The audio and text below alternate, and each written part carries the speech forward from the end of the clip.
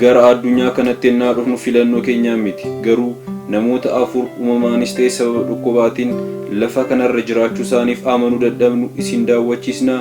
Amma dhuma viidiyoo keenyatti nu wajjin tura. Abii fi Biriitaaniyaan sila.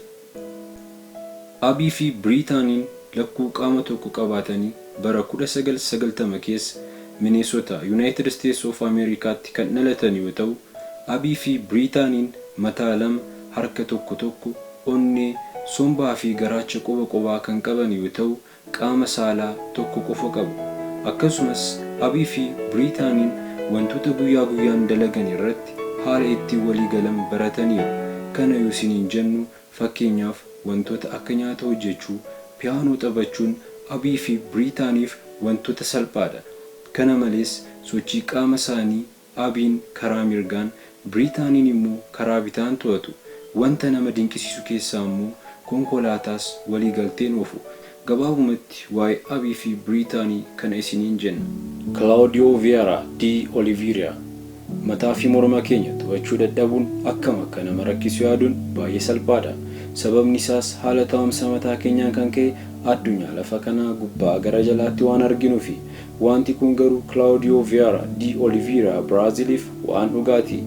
Ennaa dhalatutti dooktaroonni gorsi haadha isaatiif kennanuu jiraate akka lubbuun isaa darbuuf beelessitee beeluun akka du'uuf ture.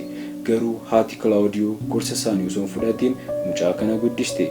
Mucaan kun akkuma guddateen afaan isaatiin barreessuu fi dubbisuu eegale. Claudioon taa'umsa qaama isaatiin kan ka'e wiilcheerii irra taa'uu waan hin dandeenyeef jilba isaatiin deemuun barnoota akkaawuntaantingiin digirii qaba.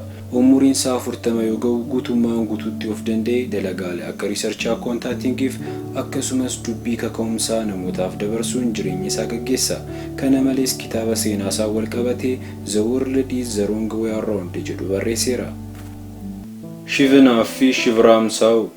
Daa'imman waggaa 12 kan ta'an Shivanaa fi Shivraam lakkuu mudhii isaanitti wal qabatan Indiyaa jiraachaa jiran yoo ta'u, daa'imman kun ganama yoo ka'an mataa waliif filuun biskileetii wal gargaaruun oofaa gara mana barumsaa isaanii deemu. Shivraam miila lamaa fi harka lama yoo qabaatu, Shivanaaf garuu harka lama malee miila hin qabu. Egaa daa'imman kun jireenya isaanii wal gargaaruun gaggeessu. Lalit Patidar. Lalit Patidar dhibee hypertrichosis jedhamuun kan qabame yoo ta'u, ammaan tana biyya Indiyaatti jiraachaa kan jirudha. Egaa mallattoon dhibee kanaa rifeensa bakka nama fayyaarra mul'anneetti biqilchuun beekama. Sababa kanaan fuulli fi qaamni Lalit Patidar guutummaan guutuutti rifeensaan haguugamee argama. Viidiyoowwan akkasii fi kan biroo dabalataan argachuuf chaanaalii keenya subscribe gochuun akkasumas mallattoo bilbilaa tuquun viidiyoowwan torbanitti si'a lama isin biraan geenyu daawwadhaa.